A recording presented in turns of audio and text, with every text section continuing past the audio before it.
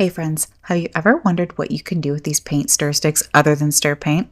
Well then come on in. I'm Sarah and welcome to my channel, Primrose Lane Prims. If you haven't done so already, I hope you'll consider hitting that subscribe button so you don't miss any future fun, budget-friendly DIYs for around the home. Now, let's make some really cute primitive farmhouse decor using You Got It! Paint stir sticks. For this first DIY, I'm going to be using the 5-gallon paint stir sticks. You can get these at Lowe's and they're $1.98 each. One side is plain and the other side has a ruler on it. And for this first project, you're going to need 5 stir sticks total, so 2 packs. Now I'm going to take my stir sticks and I'm going to lay them out into the shape of a star. And to do this, I'm just going to take my pieces and lay them out until I get them in a position that I think looks good. Once I'm happy with the positioning of my star, I'm going to take a pencil and I'm just going to lightly trace around each of my sticks here, so that way when I lift them up to glue them, I know exactly where to lay them back down so that my star stays in the position that I want it to. So as you can see, I've got it marked so I know exactly where to put them back down. And to glue these down, I'm going to use a combination of wood glue and hot glue. That way they stick immediately, but the wood glue will give it that extra long-term hold. And I'm just using wood glue from the Dollar Tree. I think their wood glue works great. I've never had a problem with it, so that's what I'm going with.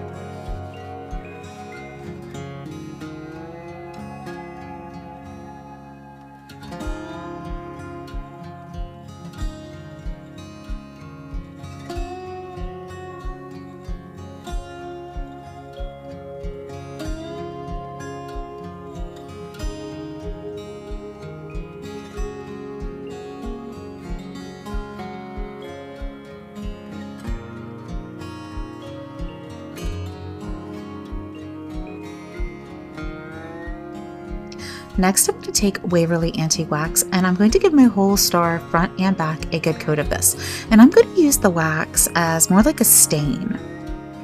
So I'm just going to put it on with my little sponge brush here and then wipe off the excess. I really like to use the antique wax to stain with because you don't get that strong smell you do with just traditional stain, which I'm usually working in the house and I've got kids, so you don't want a bunch of stinky smells in the house.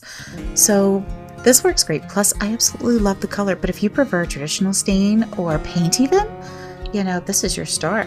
Make it yours.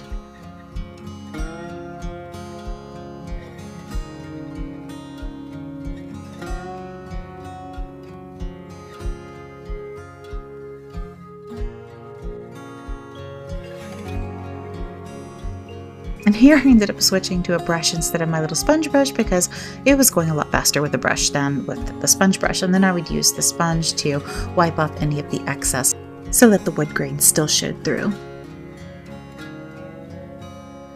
I love the color of this antique wax. I think it is so rustic. It is so pretty. It's perfect for these farmhouse and primitive pieces. And here's what it looks like when you get it done. And on the back you can even see the ruler part showing through. I actually really like the look of the ruler showing through. I think I might have to make one of these where I use that as the front. What do you guys think? Do you like it with the ruler or no? Leave me a comment and let me know. Next I'm going to take this pitberry garland that I've had this in my stash for a while. I get these, I've pulled them off other things. I pick them up in Amish country. Sometimes I get them at thrift stores. But I'm going to take and I'm going to roll my garland up into a circle here. And I'm going to roll this garland all the way up so that it's doubled, so that it's nice and full. I don't want it to be skimpy at all. Plenty of pitberries. As I roll this around, I want to secure these together so it doesn't come apart, so that it stays a circle. And I'm just going to take some rusty wire and then just twist it around the 2 pieces of garland as I wrap it around, so that way it stays nice and tight in that circle formation. And I get my rusty wire off Amazon too, in case you're wondering. I can drop a link down below. These pitberry wreaths you can also find on Amazon. They tend to be a little more pricey online than in stores. They're a lot harder to find now than what they used to be. Used to be everywhere, but now not so much. At least in my area, but I live in a small town. Maybe it's different where you live. Let me know if you see these around where you live. I will, however, drop a link for Amazon ones, the more affordable ones that I have found on Amazon.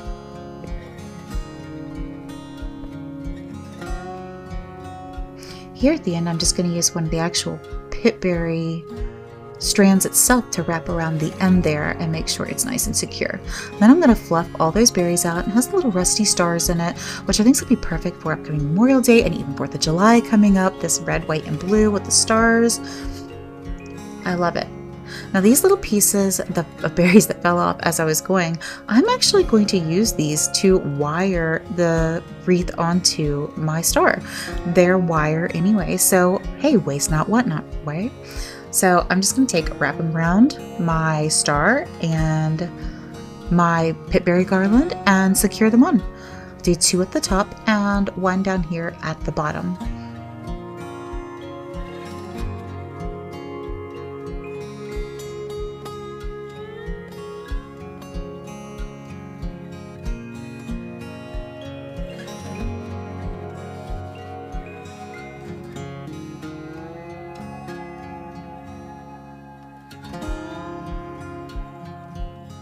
Now I have this large rusty star here, and what do you think in the middle?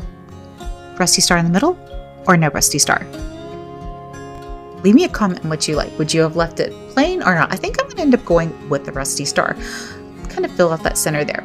And to do that, I'm just going to take some of my rusty wire, and I'm going to use that to wire as well as glue my star on to make sure it doesn't go anywhere. I'm just going to take the wire, wrap it around my pitberry garland here, and then hot glue the tips down on the star where it's touching.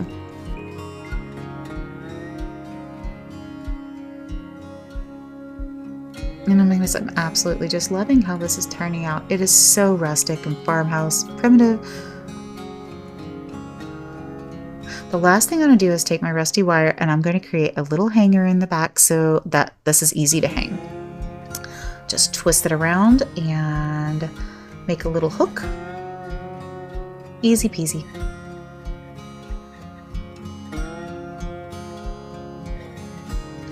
And here is our final product. Who knew paint stir sticks could look so good?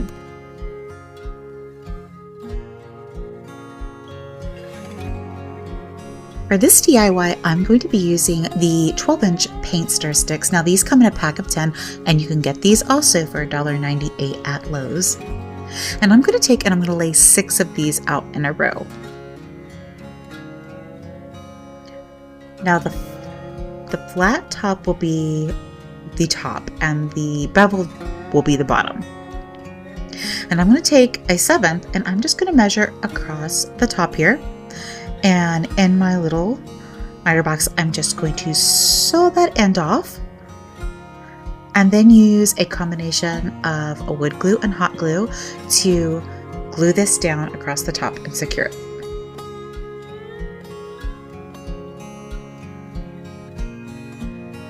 Once again, I'm just using the wood glue from the Dollar Tree. I've never had a problem with it. It's always held great for me.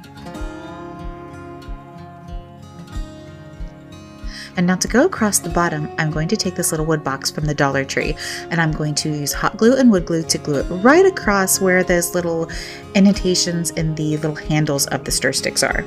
That'll hide those completely. You won't even see them. Once that's all dried, I'm going to give this one good coat of Waverly white chalk paint. I found one coat actually covered this really, really good. It didn't need a second coat. And I'm going to be distressing it anyway because this is a primitive farmhouse piece. And of course, I want it distressed because I love distressing. So it didn't need a super great coverage anyway. But I found one coat on these stir sticks actually did really good.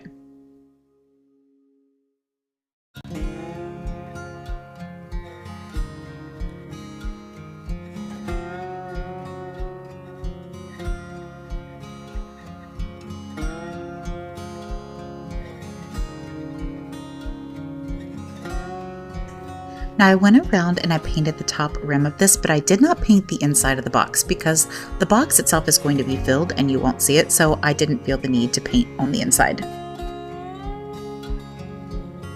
And And I also did the back because, like I've told you guys before, I like my pieces to be finished all around. That's just personal preference. If you don't want to do the back, don't do the back.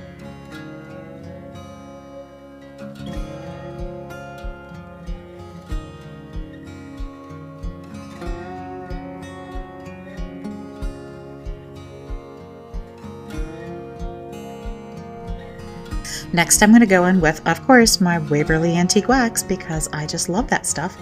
And I'm going to lightly dry brush this on to distress it because, like I said, this is a primitive farmhouse piece. I want it to look old and rustic, so I'm just going to lightly dry brush this on and around the edges. And of all my paint stir sticks, I want to get down in those crevices and those cracks to really highlight them and accentuate them. But hey, if distressing's not your thing, just skip this step.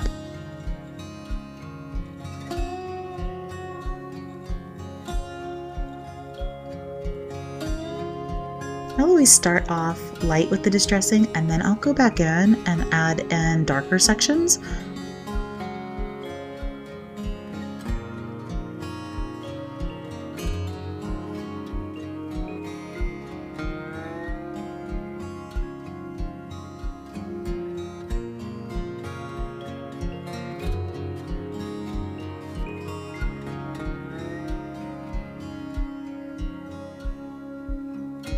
Once I have my distressing done, I'm going to take and I'm going to mark 2 circles on my 2 end paint stir sticks at the top, and I'm going to use my drill to just make some holes so that I can pop some twine through and make a hanger. And I'm just going to put the twine through the back of the front and tie a little double knot here. That way I have a cute little way of hanging this.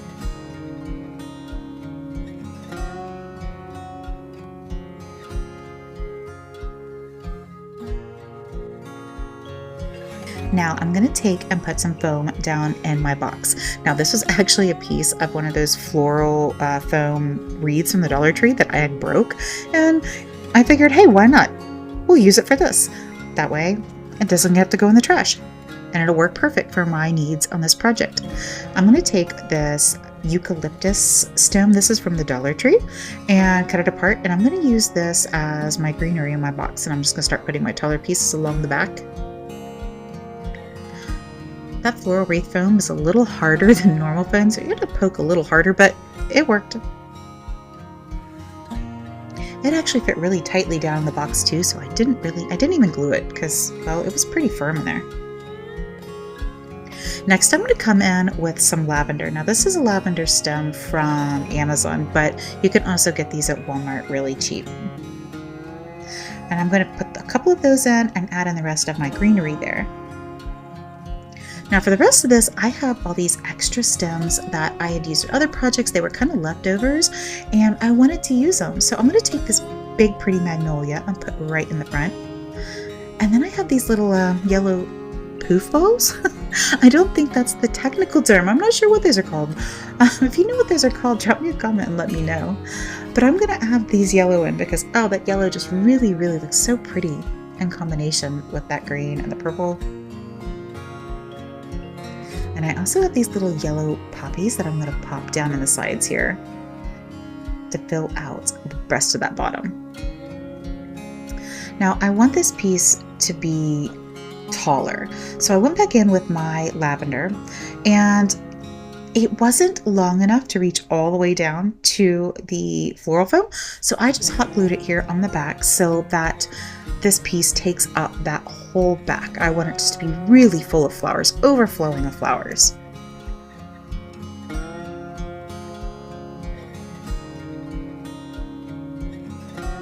And here it is.